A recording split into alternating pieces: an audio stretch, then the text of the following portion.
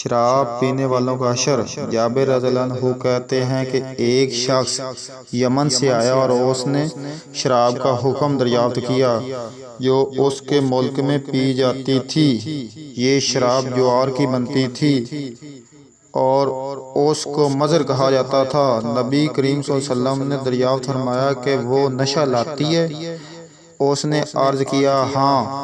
آپ صلی اللہ علیہ وسلم نے فرمایا ہر وہ چیز جو نشہ لائے حرام ہے، اور اللہ تعالیٰ کا عہد ہے کہ جو شخص نشہ کی چیز پیے گا وہ اس کو تینتات الخبال پلائے گا۔ صحابہ کرام رضی اللہ عنہ نے رسول اللہ صلی اللہ علیہ وسلم سے پوچھا تینتات الخبال کیا ہے؟ فرمایا دوزکیوں کا پسینہ یا دوزکیوں کی پیپ اور لہو۔ تین آدمیوں پر جنت حرام ہے۔ ابن عمر رضی اللہ عنہ کہتے ہیں کہ رسول اللہ صلی اللہ علیہ وسلم نے فرمایا تین آدمی جنت میں نہیں جا سکتے، ایک وہ شخص جس نے ہمیشہ شراب پی، دوسرا وہ شخص جس نے ماں باپ کی نافرمانی کی، تیسرا دیوس ہے جو اپنے گھر والوں سے ناپاک کام کرائے یعنی زنا۔